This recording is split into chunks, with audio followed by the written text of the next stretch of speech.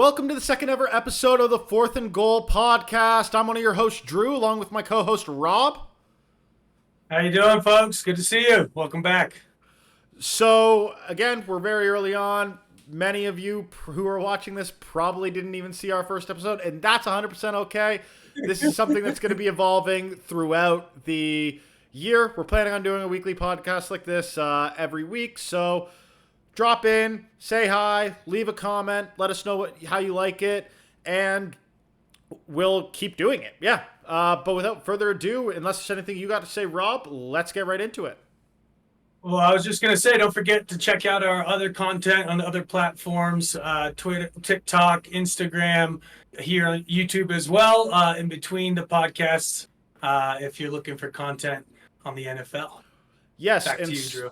Yep, and speaking of which, we are going to, once the season starts, be doing live streams for most of the primetime games. So that's the Thursday nighters, Sunday nighters, and Monday nighters. Though the one thing to note, we are both traveling for our full-time jobs during most of week 2 and then the Thursday of week 3.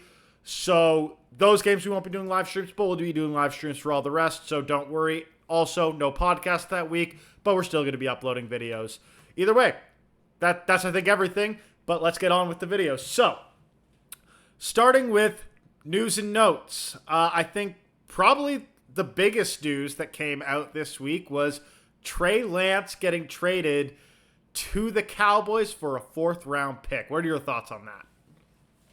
I mean, what a disaster of a pick for the Niners, considering they really mortgaged a lot of their future to make that move. It really shows you how little a lot of these franchises and draft people know about anything, right? Because it's all hype. It's all this first-round pick. They make all these trades up to get him. And by the end of the year, they're taking their last pick of the draft, plugging him in as the starter after he went on a tear in the playoffs as potentially, the next biggest story besides Brady in terms of how could you possibly outdo Brady. It's never lose and get picked as the last guy. So, I mean, that is just, to me, mind-boggling. But they had to move on. I think it was just too many cooks in that kitchen. And so kudos to them for just cutting bait and cutting their losses. But overall, just an awful series of events on that whole decision-making process for the San Francisco Niners. Yeah, I'm curious to see what he was like in training camp, because that's really what this all's got to be based on. Because if you think about it, he was the starting quarterback over Jimmy G last year. He played in 2 games. The first one was that monsoon that I'll never hold against anyone, where you could not pass the ball, run the ball. It was just whoever got lucky. And the second one, He went 2 for 3 prior to getting injured for the season. So this really seems to be entirely based on this year and really Brock Purdy's emergence. I think if Brock Purdy didn't have the season he had last year, Trey Lance is still going to be with San Francisco when you have a completely different view on this whole situation. Good chance Trey Lance even starts this season, if not for that, given he did start over Garoppolo last year.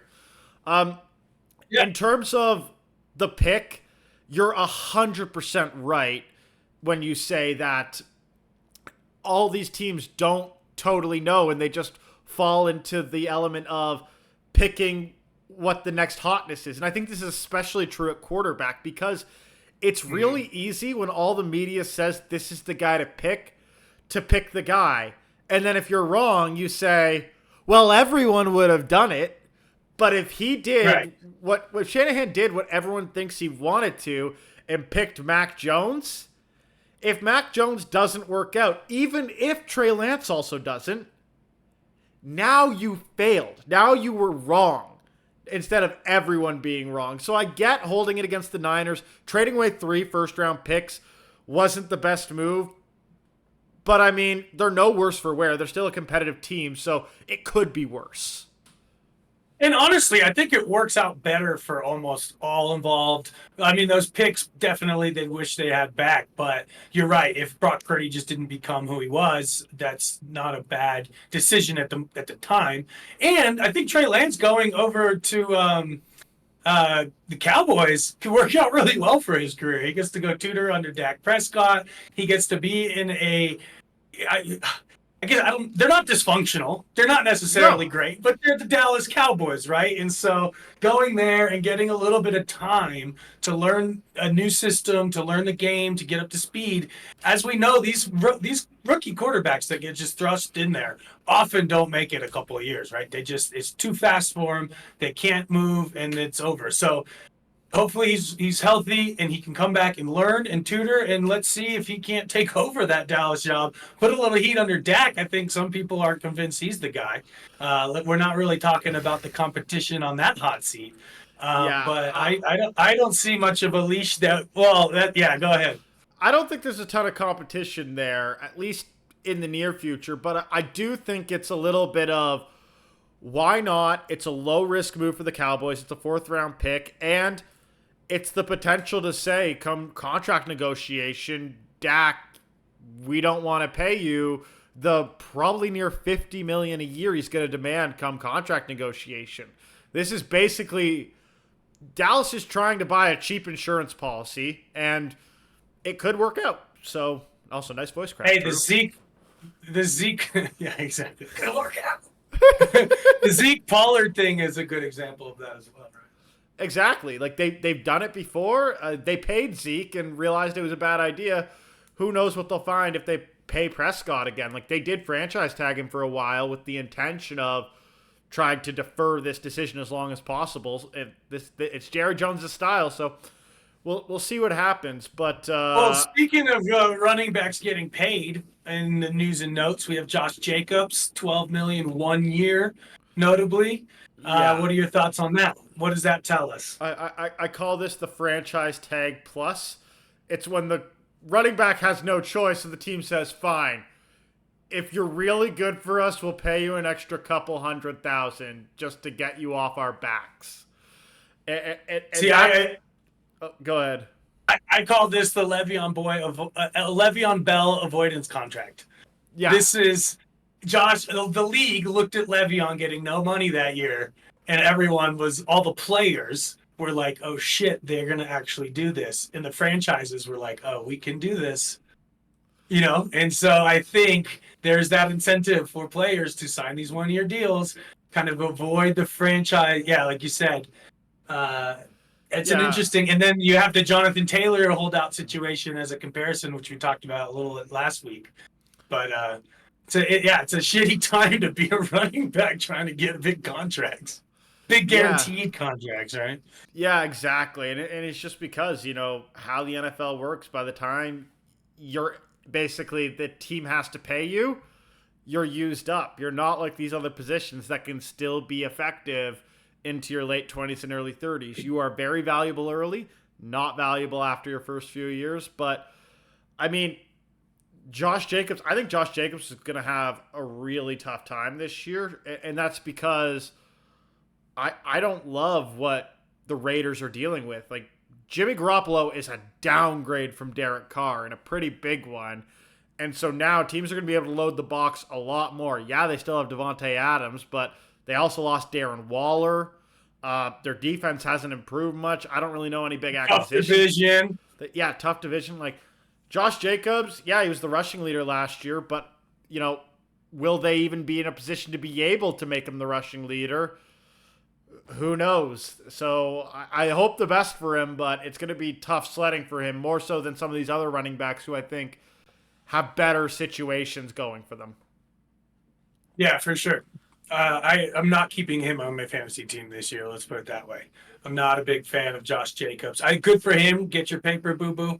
But I just think that these running backs, this might become a very normal situation. Actually, it's similar to like what LeBron pioneered in the NBA. The difference being he had the agency and the leverage in his negotiations, which is why he was doing the 1 to 2 year things. Here, these running backs need to just kind of take their 1 year of money and sign and move and be transient. Like, I don't know what their game is now, but they have to start playing it as well. Yeah, I think LeBron had going for him that it was opt-outs he had, as opposed to one-year contract. So it's like, the contract was effectively 1 year, but if LeBron broke his neck, wants back. it was Yeah, longer. It was longer term. yeah. Exactly, Yeah, exactly. which is I guess something you, my point being though is that I think we're going to see a lot more like a rent a running back type of situations where these big players are going to go to. Yeah, I don't know because there's still just that franchise ability. Ah, it's fun. It's it's a tough. I think temporarily you'll see this. I do think the market will correct itself, and there are running backs like Nick Chubb, Christian McCaffrey, Derrick Henry who have been paid and have performed for the teams that paid them. Yeah, And yeah, so yeah, I think that there is evidence that paying a running back is not necessarily a bad thing. It's just we need more of those stories and less of these, Le'Veon Bell, Todd Gurley, Melvin Gordon yeah, stories that are yeah. kind of Ezekiel Elliott that are the beware the running back. And as we see more and more of these teams succeeding with running backs, and a big thing, if the 49ers can go win a Super Bowl, or one of these teams with a big name running back can go and win a Super Bowl, this whole narrative changes. The reason it's not changing right now is that all the recent Super Bowl winners haven't really had a running back, and that's what's Yeah, yeah, created you've this had kind of market. plug and play running backs on the Chiefs, on the Bucks, right? It was just whoever Mahomes and Brady can get the ball to. I mean, even that Philly team last year, he had Miles Sanders. I guess was a Miles, little bit different there. Yeah, little but bit, but even that, it was still a rookie contract, like a yeah, mid-round exactly. guy. Like you Yeah. just need one of Yeah, these. yeah. Right. He wasn't, nobody had him. He's not one of these big name dudes that had been in the league in like commanding media attention and all that stuff. Right. That was a good find for them, Yeah, yeah. which I So think is kind of the point that the Colts, for instance, are trying to say is yeah, that, hey, we don't need you, JT. We will find some fourth round dude to plug in and effectively get 80% of your production at a rookie contract price from the fourth round.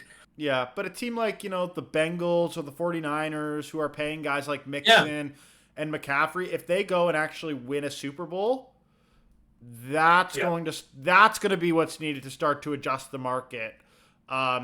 Once you get that, you're going to see teams willing to pay again. But for now, I think we're here for at least a few years. Either way, any other major news that you can think of? I think that's most of the big news that happened in this. I guess I will note that today we did have the teams getting down to their 53-man cuts. So for those of you watching on release date, we actually filmed this the night before. So it's Tuesday, the 29th, cut day. I didn't hear of any major cuts, none that were of note, although please in the Right. comments tell me that I'm wrong. Tell me there was a major one, but none that I'm aware of. I love how these players have worked their entire careers to make it to the NFL, and you're just saying that their cuts are just insignificant. They're not very major. The preseason's over, they're cut or gone, and we never think about them again. Well, hey, there's guys like Brock Purdy who were cut last year. Yeah, hopefully a lot of them will sign in practice squad, still making a living playing the game they love. But Exactly. Like, it's that's what's wild about just man, just this is a business, right? Like there is always somebody rip roaring ready to go to take your job. That's why yeah, back to that preseason is relevant. It's fucking relevant to a lot of lives. yeah, yeah. Well. Speaking of that, let's move into our next segment. Our impressions of the preseason in general. Like, what'd you think about the preseason? As much or as little as you might have watched, I get it. It is preseason, but what are your overall thoughts? Watched a couple. I've actually watched more preseason games this year than most, mainly due to my circumstances here on the farm. Got a lot of time to soak up some National Football League. I don't know why, but I feel like this preseason had more like hype and more media attention and more people talking about it this year than in past years. Maybe that's because I've been taking in more games and hearing more of the feedback of like the halftime and all that. But I don't know why. And maybe it's because it was a pretty hectic off season. And so folks were paying attention. You had the new Washington Commanders ownership in, you got the new Sean Payton. So a lot of like institutional franchise changes that kind of take more shape in these preseason games. So that was kind of my takeaway that people were starting to challenge the notion that preseason doesn't matter. That being said, it really doesn't matter. At least Yeah, the performance and success of the teams in a win-loss manner, I guess I would say. yeah. And I think last week you made a great point. Like preseason matters immensely to individuals, but it matters very little to a team's overall success. Like I'm a Lions Like fan. as a predictor to success, Yeah, correct? I'm It's a just Lion. not, yeah. I'm a Lions fan. Like Jared Goff, Amon-Ra St. Brown, like Alex Anzalone, like all of our like top guys, like our CJ Gardner Johnson, they didn't play at all. And the one thing that's really been changing in these last couple of years, especially with the shortened preseason now with the 17th game, is teams are using joint practices, like non-contact joint Yeah. practices, as preseason games. And the one thing I'd actually love to know your opinion on this. I've heard a few people talking about the idea of doing these non-contact practices in the stadium before the preseason games, like almost like a prelude to the preseason game. Yeah, I mean, that'd be fantastic. The NBA is starting to play around with things like this, where it's like, what if there was like a 7-on-7 tournament before the preseason, where you had Yeah. like teams that would play right non-contact, just running routes and practicing coverages and things like that, or you could have like a preseason like camp Olympics type of thing, where it's like pushing sleds and like, I think they've almost sort of adopted this a little bit for the Pro Bowl. Yeah. But yeah, I don't see why they couldn't either charge for. I mean, Roger Goodell, he's trying to make a buck. They could quickly turn or send it over to ECs to Europe and use this as a recruiting mechanism, as some of their, as they're doing London, Munich games, Mexico City, right? So you could leverage kind of the celebrity and the different style of a non-contact flag football sort of way of playing as a different revenue stream to sort of like the typical heavy hitting, brain shattering NFL. Yeah. I mean, you kind of That's a bit extreme. That's a bit extreme. you took it to a whole nother level. I mean, I love the idea of different revenue streams, trying new things, because it's the one thing I love that the NBA is doing. Like, for those of you who don't know, the NBA is having a mid-season tournament that they're implementing that has, financial impact on the players. I think it's a really interesting idea. I don't know if it's going to be enough to make these games interesting, but it's something that's really good for the NBA, which their main problem is regular season is not that exciting. That being said, NFL doesn't have that problem. Every game in the NFL is exciting, and if you're like us, it doesn't matter if it's your team or any other team. You're still wanting to watch that game. Like, I'm so hyped. I'm so hyped that football's back. Like, yeah, I just can't. It's 2 weeks away. Like I said, the preseason's over. It doesn't matter. Now we're on to the good stuff. We all have fantasy drafts this week, next week. yeah, You're like tweaking the lineups. You're starting to look at records. I got a pick 'em league, right? So, Bookie Bob's involved in all sorts of myriad degenerate gambling activities surrounding the season. So, just an exciting time all around right here. yeah. Yep. Yeah, so I think that's a good kind of recap of the preseason. Again, we didn't talk about anything in particular, but last week we did talk about that Commanders Ravens game, which I thought was like a really cool, like actually a competitive preseason game. But outside of that, Right. it was preseason. We saw the cuts. There's not a lot of value in talk. Yeah, exactly. But what I wanted to ask you before we kind of get into a little bit of a season preview is who you think has the most to prove. Like what player, what individual, what coach, GM, whatever, who has the most to prove in the 2023 NFL season? Oh, that is a good question. I think it's Jalen Hurts Okay. because there's the Super Bowl stigma of people that lose regressing.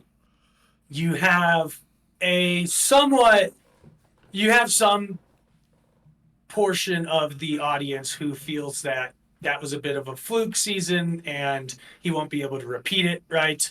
Yep. And so I think if he wants to be considered that guy, like a Mahomes, like a Burrow, he needs to repeat what he's done.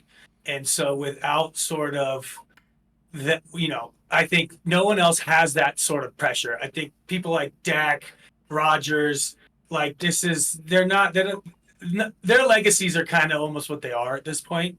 Jalen needs to step into that conversation. Lamar's coming back from injury. It's too early for guys like Pickett, Watson, whatever. I don't think he has pressure in his life. So when I look around the league, I think Jalen needs to come back this year, prove that it wasn't a fluke, take his team back, keep winning, and prove that he's one of the guys. Yeah, I fully get that. I think Jalen Hurts does have a lot to prove. But he's done it through all levels. This is a guy who basically had to transfer away from Alabama because he lost his starting job, and now I think most people who watch the NFL think of him as better than the guy who took the starting job from him at Alabama. Like, nothing against Tua. I think Tua is still, last year showed he was a very good NFL starting quarterback, but Jalen Hurts was on another level. Question is for Hurts and really Tua as well is can they do it for more than 1 year? And that's going to Well, be a can big. Tua Can Tua stay like healthy? remember plays and stuff? Yeah, I'm a little worried about. I had him on my fantasy team last year, and it was at some point I was like scared for him, just like reading the medical updates on his progress, and then he Oh comes back man, and gets hurt again, and it was not fun to see. Hopefully he can come back this year, stay safe, and play I healthy. That's an exciting team down there, so I like to watch that. To watch him throw that lefty kind of bomb to the two fastest wide receivers in the league, like that's a fun. But yeah, no, Jalen's got a chip on his shoulder. He has proven he can win, and that's why I just think That's why I think yep. he's the right guy to have that pressure this year. Yeah, my guy What about you? is my guy's Russell Wilson.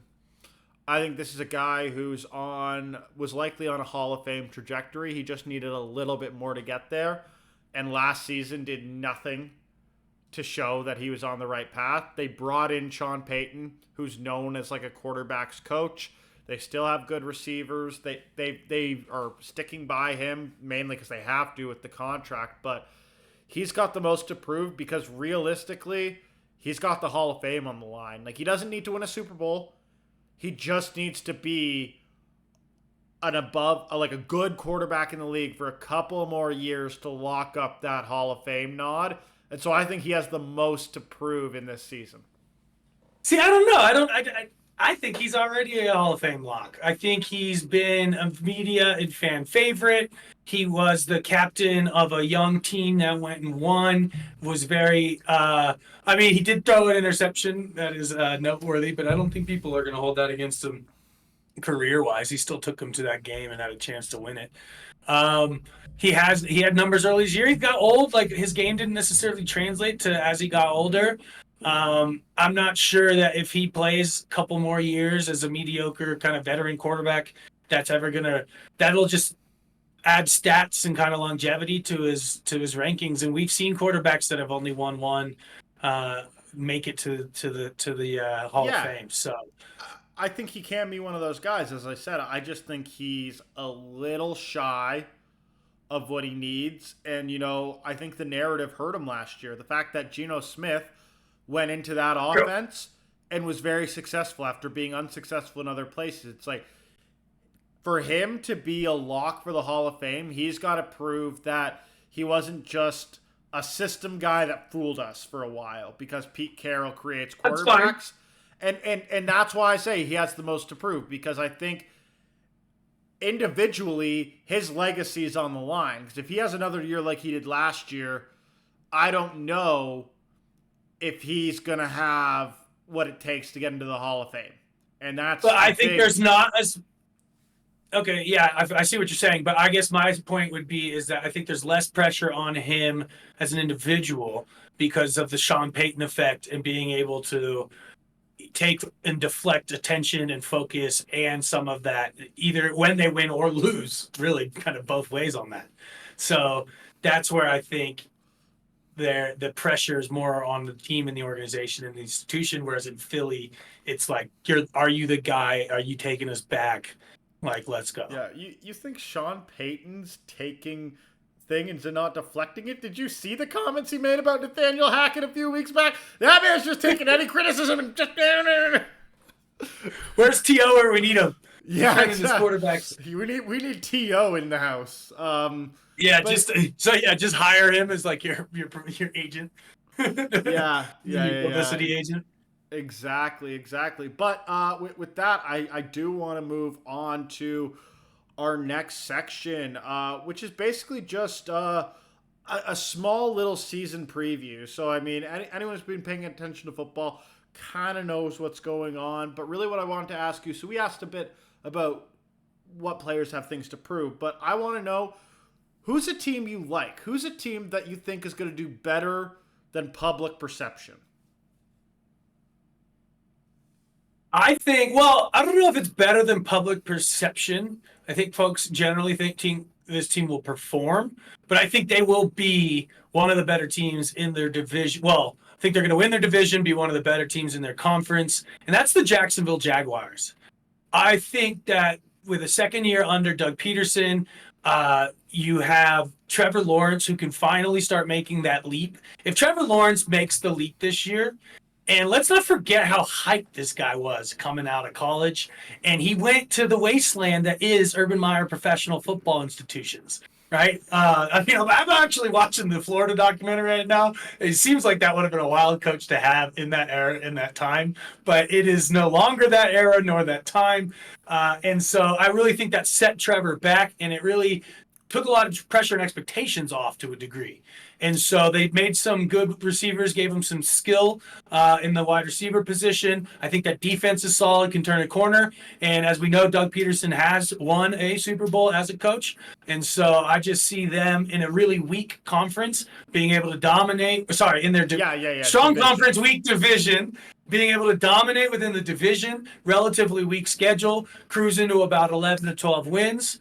And so I think that takes them to a very high spot in the playoffs, and I think that's the team that can really make a step function change this year.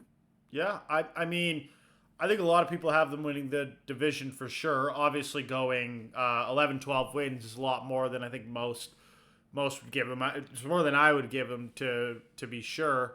I took a hard look at Trevor Lawrence at MVP, honestly. I mean, that's how much I believe in him making like a big leap this year. I do think his second half last year was very good, and if he plays even like he did in the second half last year, like that effectively is the leap. Like I think he already took the leap you're talking about. We just want to see it right, but now season. It's a full, exactly. And that's what I'm thinking. It's almost like the Lions the end of last year. That's why they're so hyped coming in this year, because they ended so hot. Like T-Laws ended hot that year. Exactly. So I get where you're coming from. Well, maybe not in the playoffs. Yeah, I mean, he had that great comeback against the Chargers, so, give him credit where credit's due on that. But true. But that was a coming out party, perhaps. Yeah, I think what's going to be tough for him, though, is having won the division last year, that means they got to play the top team in every AFC division, meaning their schedule, they got their division, but they also got the Bengals, the Chiefs, and the Bills on their schedule. They are the only team in the league that has to play those three teams. And that alone should tell you that this is not going to be an easy ride for the Jaguars in spite of their division, but again, I still think they're going to win the division. I think they sneak one of those wins for sure. I think they beat one of those teams. They catch Kansas City on a bad day. The Bills are beatable. The Bengals could be sleeping on them, right? Especially if Trevor is trying to make a Jalen-esque statement of, I'm the guy, I'm now in this class with those three. Like, how cool is this going to be if we got an Allen, Burrow, Lawrence, Mahomes, like round table, a Pickett at the top of the AFC for the next couple of years, just duking it out in like savage division playoff games. And even saying that, like we talk about that, like let's not forget Lamar Jackson still in that division, still in that Herbert. conference. Herbert still in that conference. Tua still in that conference. Like now, Aaron Rodgers, he's older. He's not going to be there for years, but in that conference, like that, like the level of QB play in the AFC. Deshaun Watson. Yeah. He's a write off. He might be suspended again. Who knows what he's doing up in Cleveland? Well, I don't want to know. Not much else to do. Oh god. Yeah. But yeah. All right. What about you? Who are you thinking of? I mean, the team that I think can surprise is, I talked about Russell Wilson before, but it's the Denver Broncos. I actually don't think the Broncos are that bad. They got a great defense, like a great defense. I don't think the offense is as bad as it showed last year. Last year, they were the worst scoring offense in the league. I think with Russell Wilson, with Jerry Jeudy, with Cortland Sutton, Javonte Williams coming back, Sean Payton now at head coach, I think they can at least be middle of the road offense. And with how good their defense is, you give that 5-win team a middle of the road instead of league worst offense, that team really can compete for, 8, 9, 10 wins maybe even. Like, I think they're a playoff contender. I don't think if they were in the NFC, I would have them in the playoffs for sure. AFC, it's tougher to say, but I think it's a team that could surprise some teams, and with that good a defense, they could be going to the playoffs and shock everyone, and it's possible. You make a convincing argument. I just don't see it. And maybe part of this is just the anarchist in me that wants to just see further dysfunction out of this relationship. I want to see Sean Payton come back. Everything's in turmoil. You got Elway all upset about whatever he gets mad about. Russell continues to shit the bed, and there's questions about his legacy in the Hall of Fame. He's with Sierra. He'll be fine.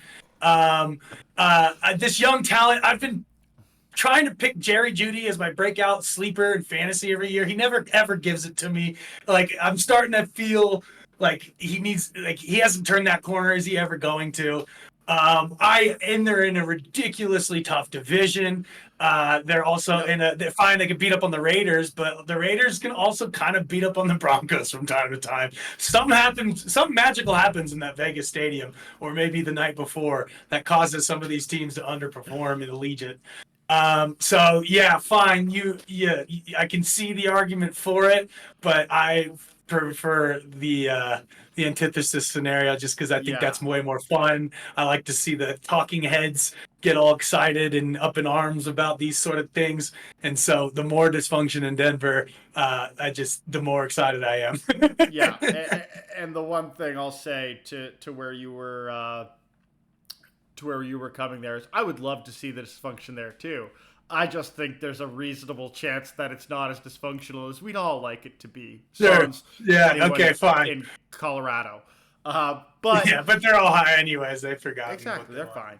On to the next. I'm in Canada. We're all high anyway too, so it's the same thing. Moving on though, the inverse question: what's a team that you think is going to underperform expectations this year? A team that you just don't think's got it? Sorry to do this to you, my good friend up north, but it is your Detroit Lions. They have all of the recipes of a classic Detroit Lions season. Much in the same way I'm rooting for a dysfunctional Broncos. This is just typical perfect Detroit Lions. Let me play it out for you. They end last season meaningless hot, and so therefore everyone's hyped. They enter the season as division favorites, the Detroit fucking Lions. They've, I think, had a bad draft. Their defense can't stop anybody. You have Jared Goff, who doesn't excite much. He does have some weapons in the wide receiving core, but he also lost miserably in a Super Bowl. And so I just don't have a lot of faith. It is the Detroit Lions. Like, the fact that everyone thinks they're going to win the division, and so it's perfect. Therefore, you guys are probably what's going to either have, there's like two scenarios, is you guys are going to suck right out the gate and be horrible all year, or you're going to start hot and then completely tank and miss the playoffs by like losing to the Browns in the last season of the game or something. And so that's what I feel is going to befell your Detroit Football Lions this season. Yeah, you see, you think you're going to make me feel bad. I'm a Lions fan. If that happened, it would just be a normal year. Be another year in the life. It's fine. We're used to it. But exactly, which is why it's a good pick. The idea that the whole world thinks somehow you guys are going to win is why you guys are going to lose. I do think there's enough changes that have gone on in the organization. Again, being a fan, I see more than I would for a regular team. Like, sure. There is new ownership. Brad Holmes and Dan Campbell, it's a new regime. Like, the only thing that's the same from the quote-unquote same old Lions talk is really the crest. That's it, because Sheila Fordham, she took over the last season of Matt Patricia. Fired him, fired the GM, fired everyone, cleaned house, brought in Holmes, brought in Campbell, and it's been nothing but uphill since then, which is the one thing that gives me hope, is that with the exception of the crest, there's nothing else that makes this same old Lions. But and the Washington football team is undergoing a similar transformation. So maybe we can let rest to bed these old wives' tales. But until then, I will rest on my haunches that have proved me well in my 34 years, which is that the Detroit Lions will inevitably crash and burn this season. yeah. But so my team. The one thing I will give you is that the Detroit Lions do have a lot of hype going around them. But there's one team, in my opinion, that has more hype, and they're the team I'm putting in this category. And that's Are they from New York? They are. It's the New York Jets. I had a feeling you might, yeah. You know, this is one of those teams that the narrative around them is they were really good defensively. They were really young. They're bringing in Aaron Rodgers. This is what's going to make this team tick. But the narrative forgets the fact that Aaron Rodgers last year had the worst season of his career. It was middle of the pack for quarterbacks, which is, you know, if that's the worst season of your career, that's a great career. He's a first ballot Hall of Famer. Nothing against the guy. Yeah, I mean, you cut out there. I couldn't even hear what you said. But, like, I know I'm a Lions fan. I think Aaron Rodgers is the most talented quarterback of all time. He's not the greatest, he's not the best, not the GOAT, but I think he's the most talented. I have utmost respect for him as a player. That being said, you know, he's turning 40 this year. We saw Brady do it, but look at history. Not many quarterbacks have done it. Yes, there's a chance that last year was a blip and he comes right back to his MVP self this year, but it's more likely that last year was the beginning of the downturn. And if he's a below average quarterback this year, which he would likely be if he keeps on the downturn, you know, I don't know if it's a bit of a step up over Zach Wilson still, but I don't think it's enough of one to say that and that alone is the reason the Jets are going to go from last place in the AFC East to a Super Bowl contender, which is how they're being billed right now. Yeah, I agree that they're definitely not a Super Bowl contender. I do think it'll be an exciting offense. Brady was able to play that long, for instance, because his game was just really well suited to aging, right? He didn't run around too much. He could just kind of sit back there and fire. Rodgers is much more of a playmaker and creator, which doesn't age as well. And sticking to my old wives' tales, the Brett Favre parallels are a little too uncanny still. So you have this Green Bay quarterback who's now left the tundra and entered the big city, and he's out there to be a big shot and take the New York Jets to win the Super Bowl. And as we know, these things don't work out too well. And again, I don't often. I mean, I know I've now picked three dysfunctional things I'm rooting for, but these are pretty much the three I'm rooting for, which is Broncos, Lions, and a little bit of Jets crashing and burn. Oh wait, let's not. Not doing so well, those Jets. And so it would just be an exciting media frenzy to have Aaron Rodgers collapsing in New York, and then maybe getting shipped back to the tundra, but inside over to Minnesota next year. I mean, if that happened, I would be absolutely dumbfounded. I'm not saying it's impossible, but yeah. Moving on though, I want to get to I think what's probably your favorite section of the video, and that is best bets with Bookie Bob. So for those of you who That's you're don't damn know, right. This is. yeah. So for those of you who don't know, we didn't watch last week's episode. Totally fair. Rob here has a nickname, Bookie Bob, because he loves to gamble and make a lot of bets. Daddy needs a new pair of shoes.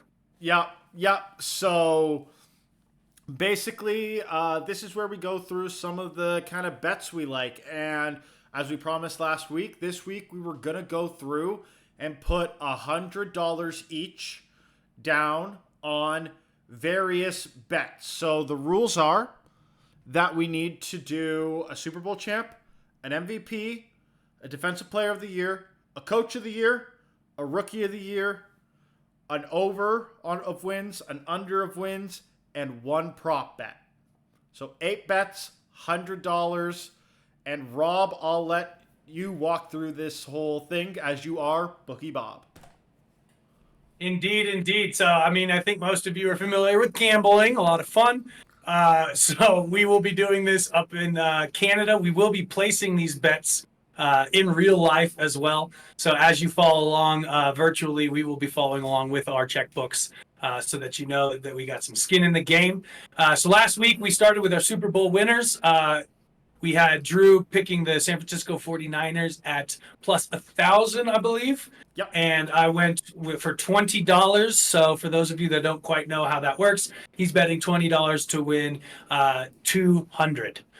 So that would be a 10x return. Myself picked the Cincinnati Bengals to win the Super Bowl at 11x. So 1,100 plus, which means my $20 would net 11 times that. I also put $20. So we have $80 remaining, and we are going to go to starting with MVP. Drew. Yeah, my MVP, I got a guy that you say has a lot to prove. It's Jalen Hurts at plus 1,200. I will say I didn't want to put a lot on this one because I think MVP is really tough. I put $5. But Jalen Hurts was second in MVP last year. If the Eagles do anything like they did last year, especially with voter fatigue and Patrick Mahomes, I think there's a very realistic chance that Jalen Hurts could win it this year if he plays like that. And at plus 1,200, I'll take those odds. It's a very good value pick considering where he finished last year. As I said, a lot to prove. I think that's good. Me, I'm sticking with my theme of the Bengals winning. I think they win the Super Bowl with Joe Burrow as their MVP this year. Again, Joe Cool is the guy. And so I put $10 on that at plus 750. So hoping my $10 nets me $75. Yep. Yeah. Yeah, and I think that's obviously Joe Burrow's a great quarterback. I think the toughest part with Joe Burrow is that he's got to do it through the air, like similar to Patrick Mahomes. Like Patrick Mahomes can run, but he's not a running quarterback. Like Josh Allen, Lamar Jackson, Jalen Hurts, these guys have the ability that if they are just above average passers, their legs can take them over the top because that is going to help in the MVP conversation because of how much value them alone are bringing. Yeah. It's a much tougher argument for the Patrick Mahomes, the Justin Herberts, the Joe Burrows of the world who are really doing it exclusively with their arms. And I think he is going to be doing a lot of that this year. I'm just betting that he is becoming the guy. He's going to take the throne from Mahomes this year. And he does it on his arm. He's got his boy Jamar Chase. They're going to air this out. Mixon's going to keep it explosive. Yeah, and he does have a phenomenal receiving core, arguably the best receiving core in the league. Like when Tyler Boyd is your clear number 3 receiver, that shows you what a wealth of talent you have. When this is a guy who and that dude got hands. Yeah, on many teams, he's the number one receiver, and there's almost no team where he's not number two. Like Yeah, that just exactly. And they got a good coach up there. I think, again, talk about a franchise that's been shitty for most of our lives, yeah, but hopefully is turning the corner with new management, new ownership. yep. All right, so let's go over to Defensive Player of the Year, Drew. Yeah, so I went Nick Bosa at plus 1200. I put $10 on it. I mean, to me, defensive player of the year, it's a four-person race. Defensive player of the year almost always goes to an edge rusher, a guy who's going to get Yeah, sacks because it's the most consistent thing. Like Darrelle Revis, as good as he was, he never won MVP because if they don't throw to you, you yeah, can't do anything. And so yeah, other, exactly. We like just that's the shutting down. yeah, you can be the most valuable player, but you're not going to win the award. And so I think this award comes down to four guys. It's Nick Bosa, TJ Watt, Miles Garrett, and Micah Parsons. And I went Nick Yeah, Bosa because I think he's on the best team. I think he's on the best defense. And he had the longest odds. And I said, yep. I like all that. And that is the entirety of my logic. Another, hey, just sometimes you just take good value picks. You got $10 on that for Yep. plus 1200 for those keeping score at home. Solid argument all around, which is why my pick at TJ Watt plus 1,000, but only $5. Mainly because this is a bit of a crapshoot, in my opinion, of award, even though it is a smaller crowd. Obviously, a bit of a homer pick as a Pittsburgh Steeler. He was hurt a lot last year, so I think he comes back strong with a bit of a vengeance. He's won this award. He's been robbed of this award before and won. And I think this man, just like his brother, ends one, he has kind of the media on his side.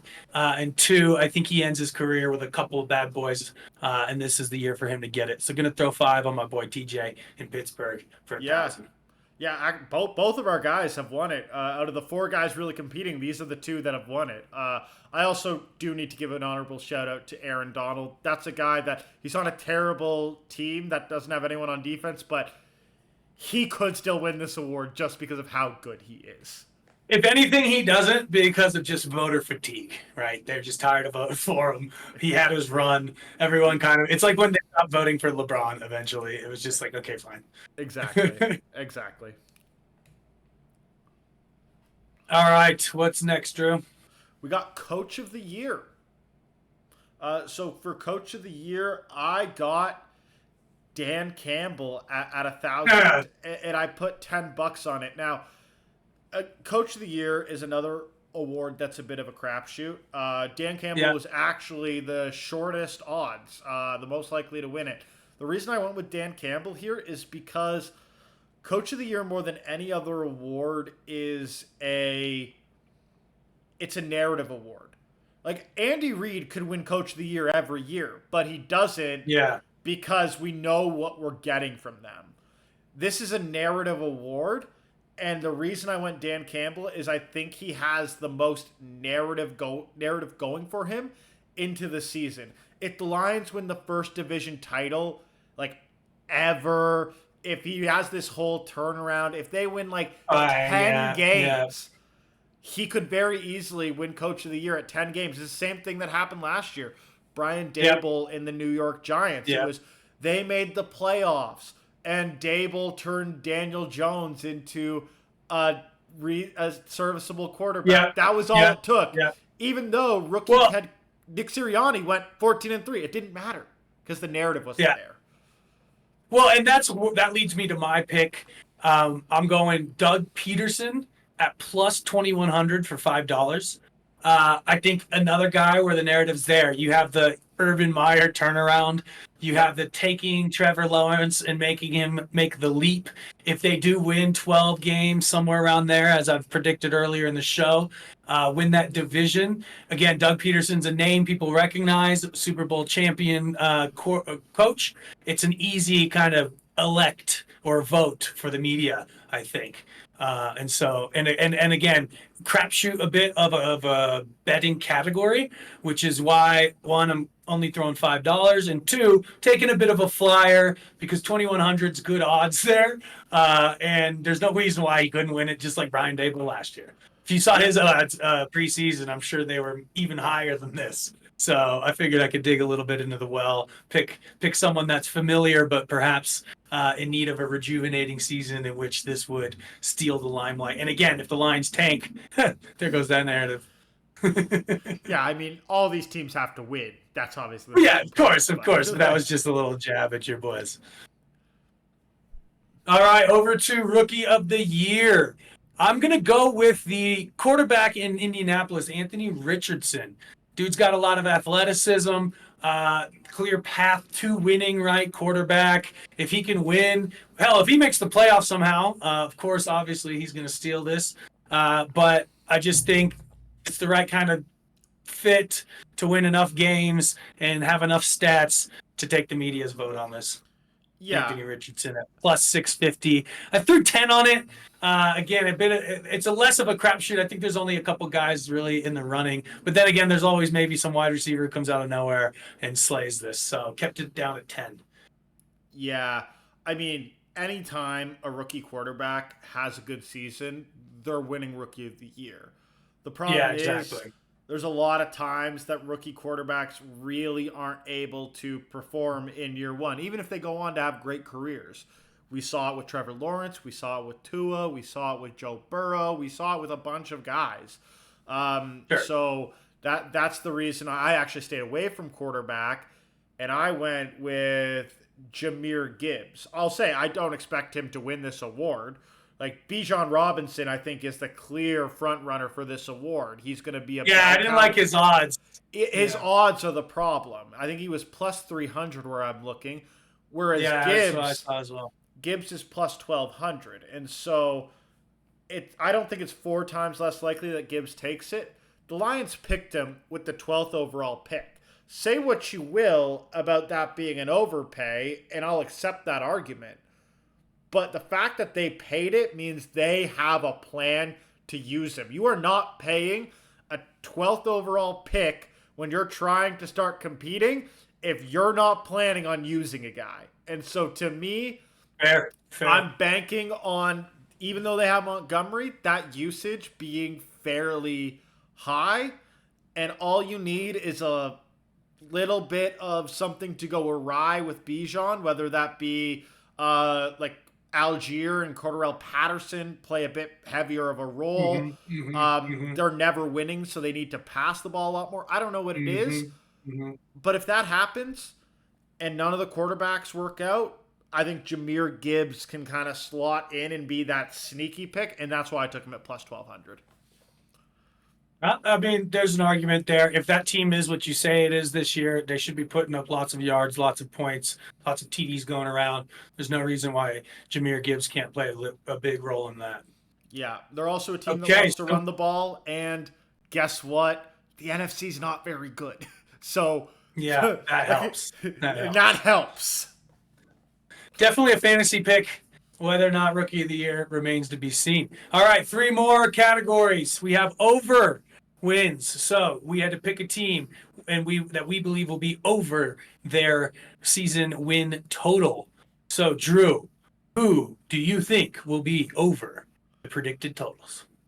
So I hate saying this because I do not like this team, but it's the Dallas Cowboys at 9.5. Oh, you should hate saying that. I do, but the Dallas Cowboys, I mean, they're the 3rd best team in the NFC. And man, the AFC is way better. The AFC is way better, but this is the 3rd best team in the NFC. And I find it hard to believe that if they're the 3rd best team in the NFC, that they're not going to get to double-digit wins in a 17-game season. Like, yes, there's a path where they don't get there, but I think it's a lot more likely that they do make it there than they don't. And because of that, I actually put a bit more money on this one. I put $15 just because I find it hard to see a world where the Cowboys can't pull out a 10-plus win season. They've done it most years recently. They got a great defense. Their offense isn't bad. I think they got it in them. I don't like it. Yeah. I don't like the Cowboys. But I think it's a good value. They should win 10 games this season, right? Like Yeah. it's a 17 game season, let's not forget. And folks, this is we're doing these at even money. So that $15 would net a $30 return if the Cowboys do indeed go over. I am picking another division mate of the Cowboys with the Washington football team. Let's go. Over 6.5 wins, and I am confident in this pick. I'm putting 20 whole dollars on this. I love the hype around the new ownership. The fans are back. You have the newly appointed young starter Howell, who had a talking about preseason not being a predictor, but did look competent out there. I think the NFC's wide open. They have a bit. They probably have the toughest division in the NFC, but their schedule overall is relatively mediocre. And 7 wins is not. We're not asking a lot of the Washington Commanders here. They have a hell of a strong defense. They have some really good skill players. There's no reason why they can't get out there and steal a couple wins against some awful teams across the NFC. And so give me some Washington football for $20 to win 7 games or more this season. I think that's a great pick. And let's not forget that the Washington football team went 8-1 last year with Taylor Heineke as their quarterback. And Dan Snyder as their owner. So come on. Yeah. We can get 7 wins in Washington. I'm confident. Like I think this is because we don't know what Sam Howell is, because of some of the offseason issues that with players being upset with Eric Bieniemy, which we haven't really talked about. Yeah.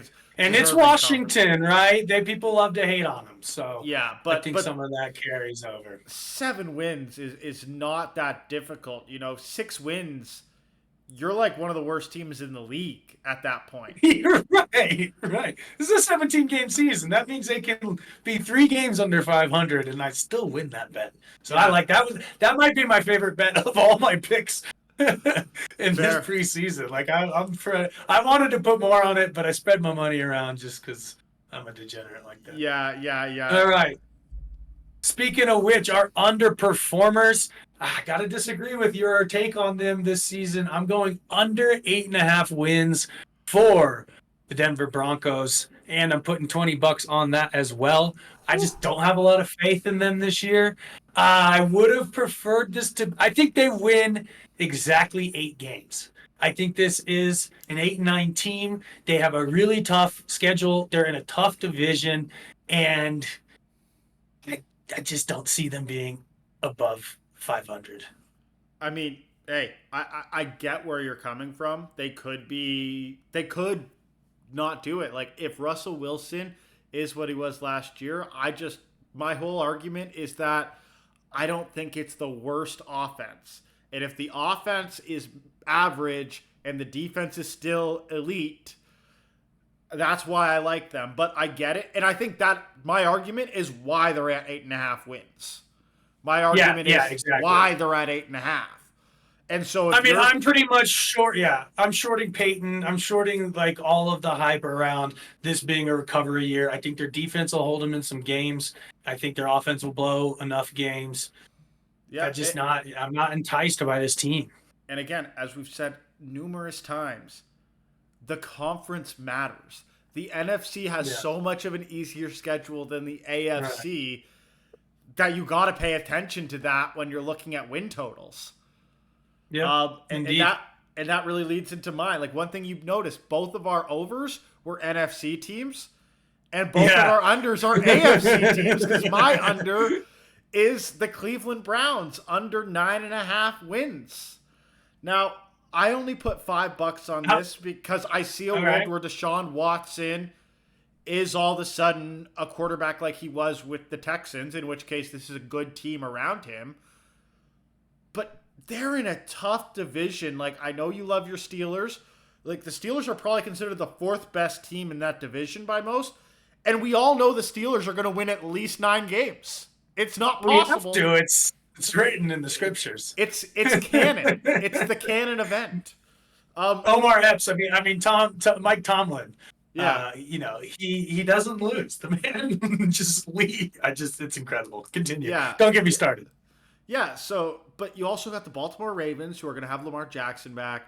You got the Cincinnati Bengals who, you've been talking up this whole episode on how good a team you think they are. And I agree, they're a very good team. And you're in a very tough AFC. I find it hard to see a world where the Browns can pull off 10 wins unless Deshaun Watson returns to form. But if Deshaun Watson plays anywhere close to like he did last year, there's no chance this team gets 10 wins. And that's why I'm taking the under. But it's only $5 because I understand what the catalyst is and it could happen. Yeah, fair enough. Again, can't agree more with that being the toughest division in the league. Steelers are definitely going to steal a game. You got everyone stealing a game against them in the division. Who knows what Deshaun Watson's actually capable of anymore? Somebody's got to lose in the AFC. Cleveland is Cleveland after all, and so that pick squares. And you said $5 on that, so under 9.5. I think that's a good pick there. Yep. All right, we have our last category, often a fun one. Prop bet of choice. That's essentially any bet that you can come across, whether that's individual players, teams, some funky stat about the season. What did you dig up? Oh, this is my slam dunk pick. I put $30 on this pick. This is my favorite one. It's even money, and it's Derrick Henry over 1,150.5 rushing yards. This man has rushed for 2,000, near 2,000, and just shy of 1,000 in 7 games in like the past 3 seasons. Yeah. This like the only way, like your bet against this, the against this bet is basically saying he gets a significant injury.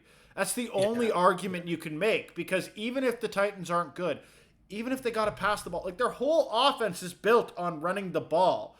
And Derrick Henry will run the ball for easily 80, 90 yards a game as long as he's healthy, probably more. And that's all it takes to clear that in spades in a 17-game season.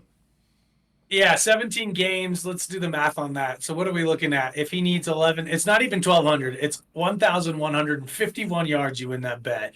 So if he plays all 17 games, you're really only looking at less than 75 yards a game. Yeah, I was thinking like 75 yards a game. Right around 69 rush yards a game, which I think Derrick Henry can do. Nice. All right, yep. So Derrick Henry not to get injured is your bet. Not to get significantly injured. He could even miss a few weeks, and I'm confident in this bet. I'm just saying not more than 5 games. He can have like turf toe for 2 games and hit he'll be fine. Yeah. And mine is also a bet against, a bet for health and against injury. I am taking to lead the league in rush and reception touchdowns, Christian McCaffrey at 11x. So 1,100 plus. And I'm putting $10 on that to round out my 100. I think you, as a pick to the Niners to win the Super Bowl, how are they getting there with their explosive offense? The only knock against him really is Austin Eckler as a competitor over on the Chargers, and potentially having so many weapons and threats on the Niners, poaching some of those. But I think CMC's healthy this whole year. I think he has a whole season, a whole off season to learn the plays, to develop plays, to get him into the end zone this year. You know that coach is going to get him craftily and creatively all over the field. And I think this is an easy win for CMC. And I like that. That's a savory amount of value there, turning my $10 into 110. Yeah, I mean, I love this pick. CMC is a great player. He's one of my favorites in the NFL. I cheer for Stanford in college, so I've been rooting for this guy since his early college days, watching him there. And man, I think this is a great value. Like, San Francisco loves their running backs. Like, yeah, Christian McCaffrey is basically Kyle Shanahan's wet dream. He is the player that Kyle Shanahan. Exactly. If Kyle Shanahan create a player in a lab, it would be Christian McCaffrey. So I love this pick. Like, the tough part, I think the biggest issues are 1, injury, and 2, poaching. Those are the 2 things you got to worry about. Oh, did I not mention it? Yeah, Eckler, injury, and poaching. Yeah, those are the 3 strikes against this guy. Eckler, maybe. I don't even think Eckler's a strike against it. I think it's only injury and poaching, because if this guy gets right, Eckler's just as likely to get injured. Yeah, if this guy gets the value he should, I think, like, if you told me everyone plays 16 games and everyone does what we expect, this guy's winning. This guy has the most passing or receiving and rushing touchdowns far and away. So I love it. Yeah, I think it's a great pick. That's it for best bets with Bookie Bob, and we are at the. Let's make some money. Yeah, we're at the end Drew's of our gonna episode. go place those bets legally for us, and we are gonna have our money in the pot. We're ready to wager. We will be doing this every show. So now that we have our preseason picks in, stick around to the end of our podcast so you can hear our big bets for the year. We will have a theme to it and a structure throughout the year, a bit of a competition in addition to our preseason bets. So stick around. Shout out what you think are great odds, great value out there in our comments, and we'd be happy to challenge or agree with your hot takes. Yep. And your punting.